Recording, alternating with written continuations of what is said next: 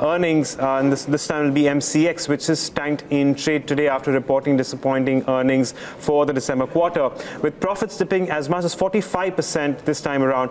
What have been the key factors at play here? And to answer this and to give us a fine print of the earnings for the quarter gone by, joining us now is the Managing Director and CEO of Mrugank, Paranjape, and also Saloni Dhanuka, who also joins us, who tracks the counter closely. Saloni, over to you. If you could give us just a brief idea of how the numbers have done, and you could carry the conversation with the CEO. So in terms of earnings, numbers don't look very good. We'll just check out with the management what's the key takeaway from him. So, sir, first up on earnings, both average daily turnover as well as volumes and commodity futures has dropped substantially in this quarter. What has been the reason for that? If you look at our quarterly numbers, the trend is similar, I think, year on year. In all the previous years as well, you would see that Q3 numbers are generally lower than Q2, and therefore, in terms of a trend, I don't think it is any different than the previous years, where Q3 has been lower than Q2. The sort of 9% decrease that you see in our ADT is as well reflected in the decrease in operating revenue. But within the segments, we've had a very good increase in the base metals. Unfortunately, we've had a 29% decrease in bullion as well, which is what is finally resulting in an overall 9% decrease on the volumes.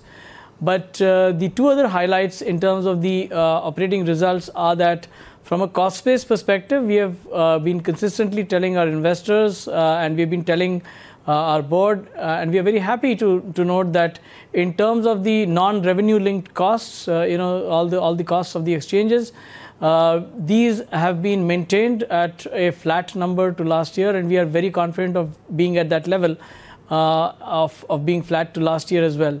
So we have excellent cost control, and I think the only big dip that you see is on account of the steep increase in bond yield, and that steep increase in bond yield in the month of December led to a huge mark-to-market variance in the mutual fund portfolio that we hold as our other investments. Now, that is something which you will see as you see quarterly results of all the companies which have exposure to bond yields and exposure to mark-to-market on account of that. It's something which we have been consciously trying to move away from, but as you would realize, moving a large portfolio, we would want to also do it in a way that we do not build tax liabilities. So over the next 6 to 9 months, yes, we would ensure that we reduce our exposure to bonds or mutual funds where there is a huge potential mark-to-market loss possibility. And what was the mix across bullions, metal and energy space in terms of volumes and its impact on EBITDA margins consequently? The change in volumes has very little effect on our EBITDA margins, and that is because on the revenue side we charge absolutely similarly across the three segments. Now, in terms of cost, there are minor variations. There are some licensing fees which we pay for base metals, which we pay for energy contracts, which we don't pay for bullion. But in bullion, we have vaulting costs. So I think overall it tends to be neutral. So while the mix may vary, the mix does not in any ways impact, have any impact to the EBITDA margins. The margins remain the same across the three segments. Having said that, like I mentioned, bullion had the largest drop from the last quarter, and at this point of time, bullion is now down to probably about less than even 20% of the volumes for us, whereas energy and has remained where it was earlier in the 30-33% range, whereas base metals has really gone up and is now probably about 40+% of our portfolio. And sir, after the launch of commodity options last year in October, how is the trend in terms of volumes there, and how is the trading demand in gold options compared to your expectations? The contract has really gone off well in terms of the market's acceptability, the market's understanding of the nuances, the fact that this was a slightly different contract where you were devolving into futures instead of a cash settled contract. All of this has gone gone off without any glitch in the first settlement cycle. Very, very positive development for us. In fact, basis the feedback that we've received from our participants, we are now approaching SEBI for approvals for the next set of option contracts in crude, zinc, copper and silver. At the same time, when you talk of volumes, we believe that the initial number that we should target in the first 6 months or so is roughly at around 20% of the underlying, and that's a target that we keep for ourselves. Today, we are in the range of anywhere between 6 to 10% on a given day, and I think that's the number that we want to quickly bring up to 20% in the next 6 months. Well, talking about options, when are you looking to launch options for commodities other than gold? Basically, your roadmap on launch of options and contract pricing in 2018. We have already in the process of applying to SEBI. We should do that in the next fortnight or so, where we will apply for incremental contracts on crude, copper, zinc and silver.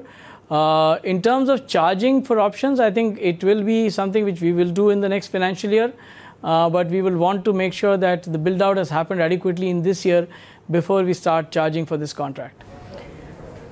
What kind of institutional participation is generally seen in commodity derivatives and near-term outlook there? When we talk of institutional participation, we should remember that only AIFs have been allowed as of now. Mutual funds and PMS is something that we are eagerly looking forward to. The SEBI paper in terms of feedback is now closed for discussion. We expect that in line with the feedback received, SEBI will take appropriate actions, and this will get approved in the next SEBI board meeting, likely in February. But in terms of participation, given that it is only AIFs that are allowed, and within that the custodial regulations have not actually been changed at all, and therefore pose some challenges to the custodial participants even today. I think the participation of institutions has not yet picked up, but this is something which we remain bullish on for the go forward and especially in the long run. SEBI's approval for universal exchanges will increase competition for you. So what's your strategy to protect volumes, market share, and how do you plan to withstand pricing war when BSE and NSE launch their commodity trading? This is a development which has been in the offing for some time. We are absolutely well prepared for it. Something which we would like to also be very sort of sure of when we talk and remind viewers is that many times when markets have expanded like this with increased competition, the overall market and the market pie has really grown, and therefore there is really not too much reason for people to worry in terms of our overall volumes. Yes, there will be some pressures in terms of pricing, and I think we are prepared for that.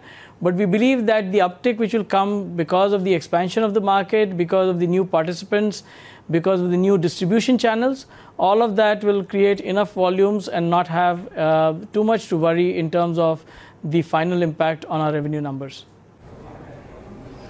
And sir, my last question to you is, a lot of broking reports indicate that Kotak Mahindra Bank is looking to divest its stake and trim holding before BSE and NSE launch their suite of commodities. So do you think a domestic exchange like BSE or a global one would be preferred over institutional investor for that stake?